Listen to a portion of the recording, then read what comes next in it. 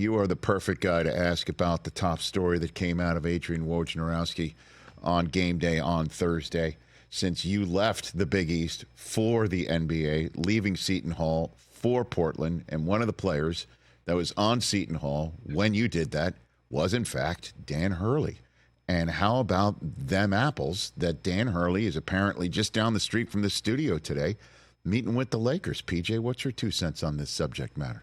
Well, I think, first of all, for the Lakers, it would be an excellent choice. The Lakers are, Rich, you grow up in basketball and we've known each other for an awful long time. You say basketball jobs, the Lakers or the Celtics would be two of the best basketball jobs in the world, not in the United States, not in college or ever, in the world. There's no better job, more prestigious job than coaching the Boston Celtics or the Los Angeles Lakers.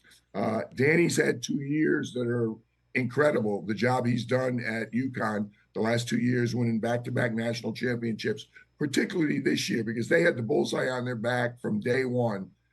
So much was expected. They got everybody's best shot every time they played. You can't do a better coaching job than Danny and his staff did this year. So I think he established himself just how special a coach he was. And I think for the Lakers right now, they're kind of at a crossroads. In the one sense, LeBron's not getting any younger. AD's certainly going to be there, Anthony Davis, for a long time. But they need to make a splashy hire. They need to get kind of a special guy in there. They need to get somebody that maybe can turn things around. The Western Conference is so good. It was extremely deep again this year. It's going to be even better next year. Other than Golden State, who maybe are at a little bit of a crossroads themselves with Steph and Draymond and Clay getting on. Every team's getting better. Every team is improving. It's going to be even tougher next year for the Lakers. So I think if they're able to bring somebody like Danny in, I think, A, it's a great impact hire. B, they've got a young coach still relatively in coaching age who could do a great job with that team and can maybe get them back up where they can compete. I mean, they were, 6 teams ahead of them or 7 teams ahead of them in the regular season, and it's not going to get any easier next year. The challenge, of course, you've got the great thing. You've got tradition unlike almost any other in basketball. You've got arguably, I try and be impartial, the best or the second best player in the history of the game in LeBron James, and in Anthony Davis, you got a first-team All-NBA player. So they have a fantastic starting point to go with, but they've got their work cut out for them. It's not going to be an easy job. I don't know what's going to happen. It obviously is going to be very flattering to Danny. Obviously, it's going to be a contract offer that's going to be very, very attractive. But I don't know whether this is the time for him to leave. Only he's, knows the answer to that. He's leaving one of the best. I'm prejudiced or biased. I've always loved the Big East Conference and particularly their emphasis on basketball. He's got the best job in the Big East Conference at UConn. He's just won a couple national championships.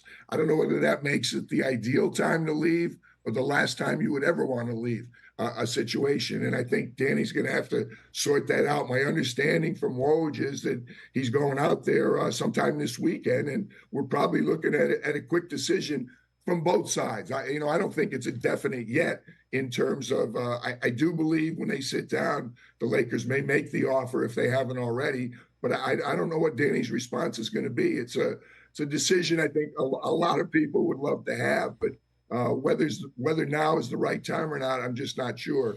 It just the Laker job's not going to come open very many times, so it's something I'm sure Danny's going to give it a real serious consideration and make a decision. And knowing Danny, I think he's going to make a decision relatively quickly. Rich, I don't think this is going to linger on. I was a little surprised it got out. Not surprised that Woj knew it, but there really wasn't much said about it. Now all of a sudden, it's a huge story along with the finals. But I don't think it's going to linger very long. Yeah, I mean it's huge when the 2-time defending national champion head coach in college gets an opportunity with the Los Angeles Lakers at the end of LeBron's career, with his son available in the draft and Anthony Davis being as good as he is, and the Lakers needing to make a splash, as you pointed out. So I guess my last question for you is, what would you counsel him about going from college to the pros even though obviously college is a totally different beast now with NIL and transfer portals and things of that nature. What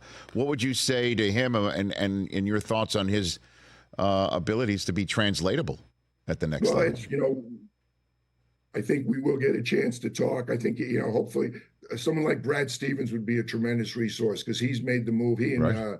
Willie Donovan have made the moves relatively recently.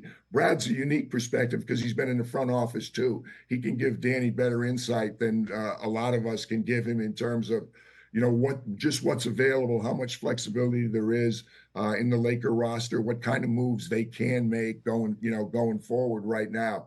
The one thing is you got to be on the same page with your front office, and that's Jeannie Buss and Rob Pelinka, Kurt Rambis, the people that are running the Lakers.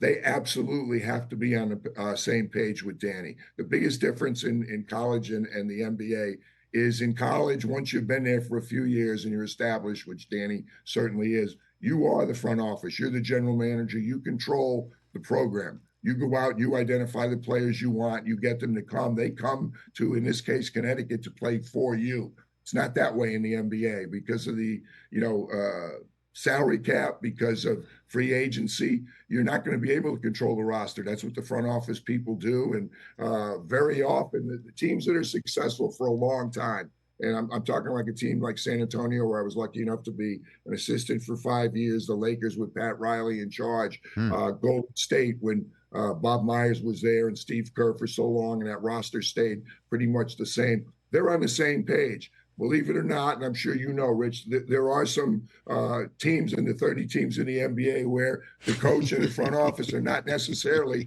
on the same page. And that's the biggest adjustment. You don't control your roster. It's a players' league. Danny understands that. He's not going to be surprised. He knows coaching LeBron James and coaching Anthony Davis is going to be different than coaching anybody he's ever coached in college. But at the same time, the timing is such. It's the Los Angeles Lakers.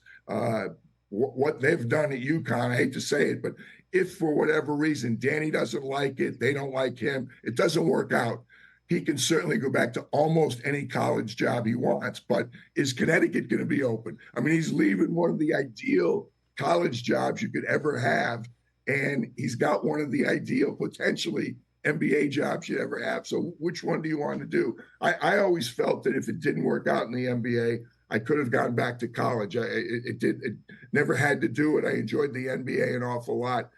There's one thing I'm sure of. There's more NIL money in Los Angeles than there is in Connecticut. I love that line, PJ. Now, the NIL money is important. This just in. Isn't it life amazing, PJ? Like, what if I told you when you were heading off to Portland? Oh, by the way, the next head coach of the Lakers is on that kid. That hot-headed kid, right there. That hot-headed kid, son of a coach in New Jersey, right? That's the kid. He's going to have 2 national championships, and he's going to have a generational contractual offer from the LA Lakers. Right? He's special. He deserves it, Rich. I'll tell you what. He's not a good coach. We were lucky enough to, when Westwood won, I had 8 of their NCAA games in the past 2 years. Yes. He's not a good coach. He's an exceptional coach. And it certainly shouldn't be surprising growing up in that household. No doubt. Catch the Rich Eisen Show every single day on the Roku channel, 12 to 3 Eastern, for free.